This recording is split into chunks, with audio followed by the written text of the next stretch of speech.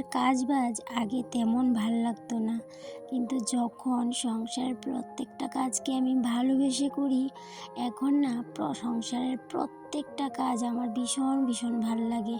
এই যে ঘর দুয়ার পরিষ্কার করা, সব কিছু ক্লিন করে রাখা, নিজের এই ছোট্ট টিনের রান্নাঘরটাকে একটু গুছিয়ে রাখা, সবসময় পরিপাটি করে রাখা, সেটাই।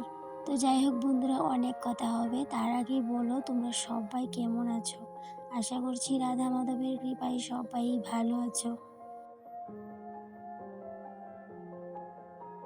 এমনিতেই টেবিলটা আমি সেদিনকে পরিষ্কার করেছিলাম ভালো করে, কিন্তু কালকে সন্ধেবেলায় এই জায়গাতে একটু চা পড়েছিল। দেখো দাগটা কি ভীষণ রকমভাবে এঁটে সেটে বসে আছে। তো এখন আর কি করব, একটু জল ছিটা দিয়ে ভালো করে মুছে পরিষ্কার করে নিচ্ছি। আর আমার ইন্ডাকশনটাতে যেহেতু কাগজ দেওয়া থাকে রান্না করার সময়, তাই জন্য ইন্ডাকশনটায় কিন্তু আগের মতো অতটাও নোংরা হয় না। কিন্তু ইন্ডাকশনটা সেদিনের পর থেকে না, ইন্ডাকশনের মিডলের যে মাঝখানের জায়গাটা একটু দাগ, মানে কেমন সাদা সাদা টাইপের একটু হয়ে গেছে। তো যাই হোক, এখন আমি সবসময় কিন্তু কাগজ দিয়েই রান্নাবান্না করি, যাতে করে ইন্ডাকশনটা চট করে নোংরা না হয়ে যায়। তো এদিকে সমস্ত কিছু গুছিয়ে নিয়েছি টেবিলের উপরে, মানে এই যে কাঠের টেবিলটা আছে সেটার উপরের সাইডটা সবটাই মুছে নিয়েছি। আর এদিকে তোমাদের সাথে আরেকটা জিনিস শেয়ার করছি। এই শুকিয়ে যাওয়া গোলাপটা হচ্ছে আমার ভ্যালেন্টাইন্স ডের গিফট। তো যেই 14 ফেব্রুয়ারিতে হাজব্যান্ড আমাকে দিয়েছিল ভালোবেসে। তো যাই হোক, আমার না ভীষণ ভীষণ ভালো লেগেছিল। তাই জন্য আমি যেই জায়গাটাতে সবচেয়ে বেশি সময় কাটাই সেইখানটায় রেখেছি, মানে আমার রান্নাঘরে আমি রেখেছি এই রোজটাকে। আর হাজব্যান্ড বলছিল যে রোজটাকে তুমি রান্নাঘরে রেখে দিলে। তো আমি বললাম যেহেতু আমি রান্নাঘরে বেশি সময় কাটাই, তাই জন্য আমার চোখের সামনেই রাখলাম। সকালবেলায় যেদিনকে রান্নাঘরটাকে ভালো করে ক্লিন করে নিই, সেই দিনকে সারা দিনটা যেন এত ভালো লাগে। যেহেতু রান্নাঘরের সময়টা আমি বেশি কাটাই, তাই জন্য রান্নাঘরটা একটু ক্লিন থাকলে আমার বেশি ভালো লাগে, মনটাও না একদম হালকা হয়ে থাকে। আর যেদিনকে আমি পারি না খুব সকাল সকাল করে ক্লিন করতে, সেদিন কেন জানি না মনটা অনেকটাই ভার হয়ে থাকে। হয়তো বা কাজগুলো সেরে উঠতে পারি না বলে হয়তো বা এমনটা হয়। তো ভাবলাম আজকে সকাল সকাল করে সমস্ত কিছু পরিষ্কার করে তারপরেই রান্নাবান্নাটা করব। কেন কি আজকে আমার বাড়িতে একজন অতিথি আসবে। তো কে আসবে তোমাদের তো দেখাবই।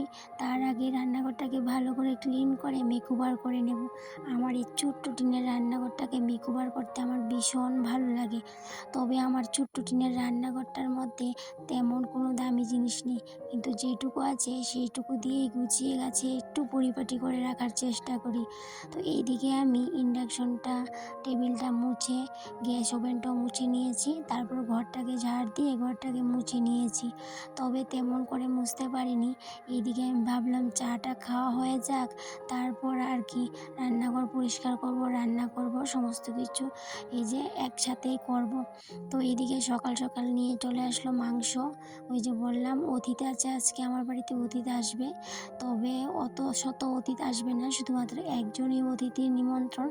তো তাই জন্য হাজব্যান্ডকে বললাম সকাল সকালে মাংসটা দিয়ে যেও। এমনিতে তো মাংস আমাদের ঘরে রাতের বেলায় আসে বেশিরভাগ, কিন্তু আজকে আমি বললাম সকালবেলায় দিয়ে যেতে। তো এইদিকে মাংসটাকে ধুয়েও নিয়েছি, আর এদিকে ইন্ডাকশনে বসিয়ে দিলাম ডাল। মাংসটা পরেই রান্না করব, তার আগে বেডরুমটাকে একটু গুছিয়ে নিই। বেডরুমটাকে ঝাড়ও দেওয়া হয়নি, গুছানো হয়নি। ওই যে সন্ধেবেলায় যেমন ছিল তেমনই রয়েছে। একা হাতের কাজ, এইদিকে কাজ করলে ওদিকে পড়ে থাকে, আর ওইদিকে চলে গেলে এদিকে পড়ে থাকে। তাই জন্যই কিন্তু আমাদের মতো গৃহিণীরা, যারা আমরা সংসারটা একা হাতে সংসারের কাজবাজ করি, তারা কিন্তু বুদ্ধি করেই কাজবাজ করতে হয়। তো এইদিকে আমি ডালটা হতে হতে এই ঘরটা গুছিয়ে চলে যাব, আবার রান্নাঘরে কিছু কাজ আছে সেগুলো করব, রান্নাটাও হবে। তারপর মাংসটা আর বেগুনটা যেই ভাজবো, ভাবছিলাম কি বেগুনটা আজকে এই যে সুজি দিয়ে চালের গুঁড়ো দিয়ে আমি প্রায় সময় করি ঘরে, খেতে ভীষণ ভালো লাগে, তবে বেসন ছাড়া। তো ভাবলাম ওইরকমভাবেই আজকে ভাজি করব, যেহেতু সেটা গরম গরম খেতে হয়, তাই জন্য ভাবলাম স্নান করে তারপরেই মাংসটা আর বেগুন ভাজাটা করব, সেই সাথে পাঁপড় ভাজাও করব। তো আজকে আরেকটা জিনিস হয়েছে, কি বলো তো, মজার জিনিস হয়েছে। আমি না রান্না করতে করতে এতটাই মানে মানে কি বলবো, মাথা না গুলিয়ে গেছে, মাথা কাজ করছিল না, কি ভিডিও করেছি না করেছি মনে নেই। যখন এডিট করতে গেলাম তখন দেখি ওই যে পাঁপড় ভাজা করেছি, তারপরে আরও পেঁয়াজগুলা ভেজে মাংসটা রান্না করলাম, সেগুলো কোনো কিছুই ভিডিও করিনি। ওই যে মাথার মধ্যে কোনো অনেক সময় কি হয় বলো তো, মানে মাথায় কাজ করে না, কি করি না উল্টাপাল্টা কোনো অনেক কিছু করে ফেলি। তো যাই হোক, এদিকে রুমটা গুছিয়ে চলে আসলাম আবার রান্না করে, টেবিলটাকে একটু মুছে নেব।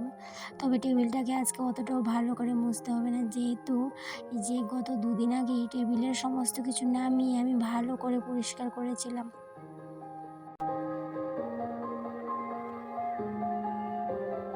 এই বাটিগুলো দেখে নিশ্চয়ই ভাবছো যে এই বাটিগুলো আমি নতুন নিয়েছি। হ্যাঁ গো বন্ধুরা, এই বাটিগুলো আমি নতুনই নিয়েছি। তবে এই 5টা বাটি নিয়েছি, ভাবলাম আমার কিচেনে আমি সুন্দর করে গুছিয়ে রাখবো, যেটাকে তোমরা অনেকেই মেকওভার বলো। তবে আমার এই রান্নাঘরটাতে মেকওভার বলাটা মানে মেকওভার কথাটা ঠিক যায় না, তারপরেও আমি আমার রান্নাঘরটাকে ভীষণ ভীষণ ভালোবাসি। তাই জন্য আমি আমার রান্নাঘরটাকে ভাঙাচোরা মডুলার কিচেন বলে থাকি প্রায় সময়। তো যাই হোক, আমি আমার রান্নাঘরে সবসময় এই ছোট্ট ছোট্ট জিনিস দিয়ে মেকওভার করে রাখার চেষ্টা করি। আর আজকে যে মেকওভারটা করেছি সেটা আমার টেবিলের মধ্যে এই যে বাটিগুলো নিয়েছিলাম, 5টা বাটি খুব শখ করে নিয়েছি। তো ভাবলাম রান্নাঘরে একটু গুছিয়ে রাখি টেবিলের উপরে, দেখতে ভীষণ ভালো লাগবে।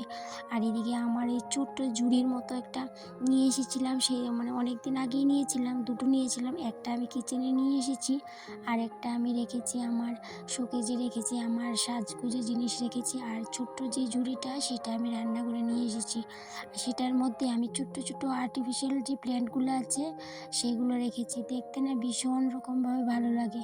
তবে আমি এইভাবেই আমার টিনের রান্নাঘরটাকে ছোট ছোট জিনিস দিয়ে মেকওভার করি। আমার আমার কাছে এই যে ছোট্ট ছোট জিনিস দিয়ে মেকওভার করা, সাজানো গুছানো, সেটাই না ভীষণ পছন্দের, আমার এটাই ভালো লাগে। কারণ আমরা খুব বেশি দামি জিনিস দিয়ে ঘরটাকে সাজিয়ে গুছিয়ে রাখতে পারবো না, তবে ইচ্ছে করে দামি দামি জিনিস দিয়ে সাজিয়ে গুছিয়ে রাখি। তবে সেটা যেহেতু সাধ্যের বাইরে, তাই জন্য ছোটো ছোটো জিনিসগুলো দিয়ে ঘরটাকে সাজিয়ে গুছিয়ে রাখার চেষ্টা করি। তবে আমি মনে করি খুব বেশি দামি জিনিসের প্রয়োজন পড়ে না, যে ছোটো ছোটো জিনিস দিয়ে রান্নাঘরটাকেই বলো আর সংসারের প্রত্যেকটা জায়গাকেই বলো গুছিয়ে রাখা যায়, তাহলে কিন্তু ভীষণ রকমভাবে ভালো লাগে। রান্নাঘরটাকে ভালো করে ক্লিন করে গুছিয়ে গাছিয়ে চলে আসলাম স্নান করে ঠাকুর করে, পুজোটাও কমপ্লিট করে নিয়েছি। তারপরে আমারই আবার পছন্দের জায়গাটাতে চলে আসলাম। কত কথা বললাম, দেখো বলাই হয়নি আজকের অতিথিটা কে। তো আজকের অতিথি হচ্ছে আমার বোন, বলতে আমার মামাতো বোন। তো আমার মামাতো বোন যেহেতু বাড়িতে থাকে না, ও আগরতলা থেকে পড়াশোনা করে, অনেক দিন বাদই বাড়িতে এসেছে, এই জন্য বললাম আজকে আমাদের বাড়িতে খেতে, যেহেতু কালকে ও চলে যাবে আবার, তাই জন্য। আবার কবে বাড়িতে আসবে তারও কোনো ঠিক ঠিকানা নেই। এদিকে রান্নাবান্না প্রায় কমপ্লিট, কিন্তু ওই যে বললাম পাঁপড় ভাজা করেছি, তারপরে আরও জানি কি করেছিলাম, দেখো এখন ভুলে গেছি।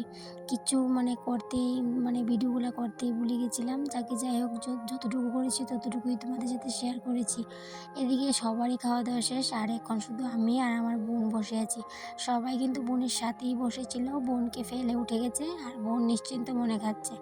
তো বন্ধুরা, তাহলে আজকে এই পর্যন্তই রইল, টাটা।